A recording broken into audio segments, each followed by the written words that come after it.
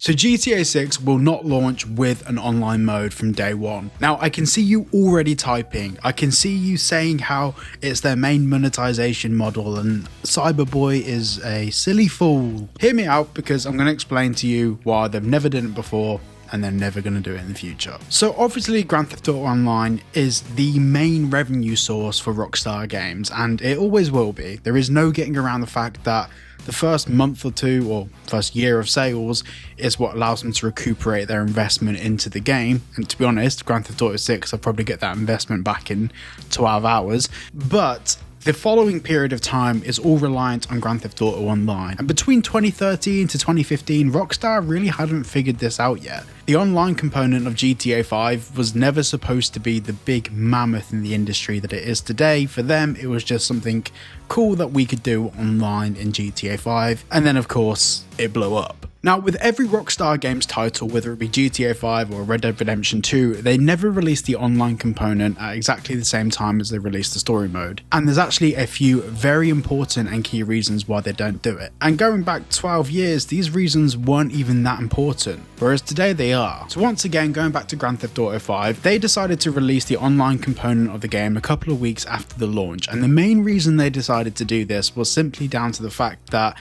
if there's a problem in the game engine, like a little bug or exploit, maybe in story mode, the game engine is the same game engine that they use for online. So something that could be a little bug or glitch in the story mode could end up being a security risk for online. And over the years, there's been many exploits where people could find out people's IP addresses. People could find out personal information due to errors in the code of the game engine for GTA 5, and that's carried forward into the online side of the game. Now, when it comes to privacy and security, of course that's important, but there's a bigger problem at play. Let's just talk about what happened after the release of GTA Online. So as I mentioned at the start of the video, it was supposed to be a fun thing for us all to play together, and it was never supposed to be a mainline piece of business for Rockstar Games. But of course it ended up becoming a financial ecosystem, people spending money, buying shark cards, and it became the main source of revenue for Rockstar Games. Now, if we take an exploit that did apply to a security issue in 2013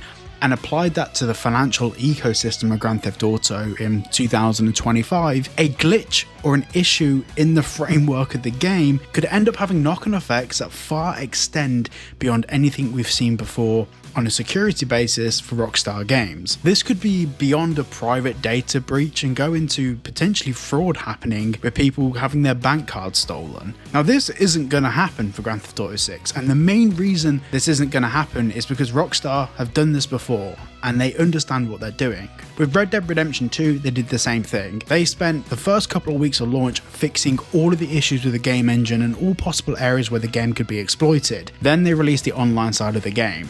And we don't know exactly what issues were found. They obviously released updates and called it bug fixes, but there's realistically probably some serious stuff in there that, it doesn't matter how much playtesting they do internally. When you put the game into the hands of millions of people that are actively playtesting for the first 2 weeks of launch, that's where you really find the problems. And that's what the first month or so of launch is for Grand Theft Auto. It's playtesting. We're just paying for it.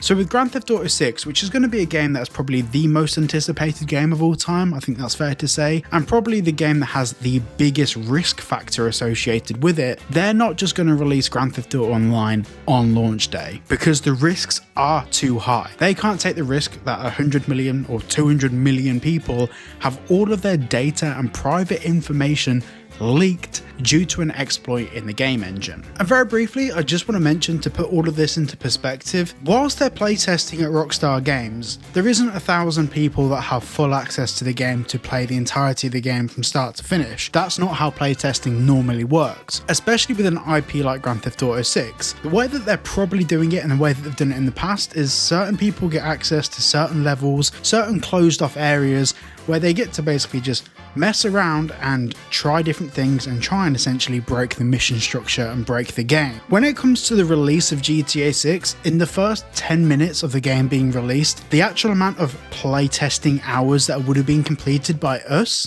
fans will probably be 1,000 times more than Rockstar's done in the entirety of the past couple of years, with hundreds if not thousands of people playtesting the game. So having like a 2-week grace period without online, without any of the online related risks, is the exact premise why Rockstar don't release online immediately. Now that first bit there that we've just gone through is all of the risk assessment side of things done, but there's actually a whole different side to the way that Rockstar approach their games. And this isn't just down to the online side of their games either. When we play, for example, Red Dead Redemption or any Grand Theft Auto game, the first couple of missions are tutorials. They seem like you're playing the story because they're guiding you through the initial narrative, but to be honest, you can get through most Grand Theft Auto games without doing some of those first couple of missions. The whole point of those missions is to teach you the controls, teach you some of the new mechanics that are built into the game. And this is one of the reasons that no matter what happens, no matter if people start forgetting about story-driven games or whatever, Rockstar will always have a form of this in their games, because it's a tutorial. Because if we get dropped into the game without any idea how anything works, we enjoy the game less, because we have no idea what we're doing. This then causes a knock-on effect where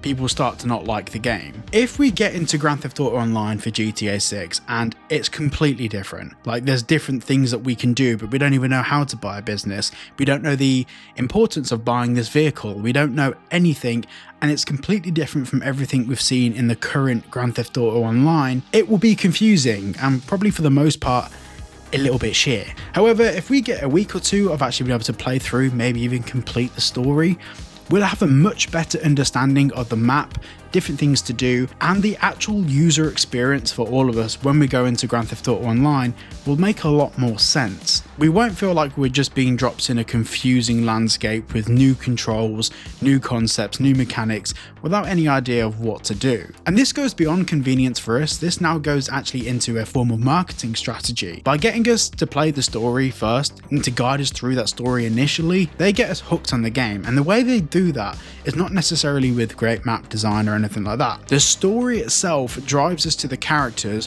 which drive us to a location, time and a place, which then makes us more addicted to the map, the vehicles, the story and the narrative. And it's the same thing that applies to most forms of marketing in real life. If you look at shopping centres, you'll usually have the anchor store. The anchor store is the reason why people come along, but then people stay to do the other stuff. And story mode for Grand Theft Auto has always been the anchor. That's what people go to. That's what people go in and play and enjoy. And for the first couple of weeks, it's nice to be able to play through the story at a leisurely pace before getting stuck into online, which, let's be honest, is going to be carnage. So with all of that being said, based on the conversations I've had with the relevant people involved and former developers that actually worked on Grand Theft Auto 5 and Red Dead Redemption 2, I'm fairly sure of my conviction that we will not be getting the online side of the game on launch day. It will realistically be a couple of weeks after. Now, I've seen the odd fringe comments from people saying that they're not interested in the story, they're only interested in online. Fair enough. I probably will be only interested in online after the first couple of years anyway. This is where Rockstar really excel. Their storytelling and their story-driven content is worlds above anything else. So yes, online's going to be interesting, but I do think the thing that's going to settle us into Vice City will be that story. But before we go, I want to say a quick thank you to both Cinch Gaming and Alt Customs. If you're looking for a custom controller or custom keyboard, the links are down below. Thank you so much for watching today's video. If you did enjoy, like and subscribe, and I'll see you all in the next one. Beginnings on the cusp, not too old to adjust. Old dog, new tricks. Remember, I was just a pup, something dirty in my cup. Clean soul, good karma is a must. Still my shooter in the cut. I was stuck inside a rut. Played the game, made bank, moved G. Anything to get a buck. You won't find me in the club.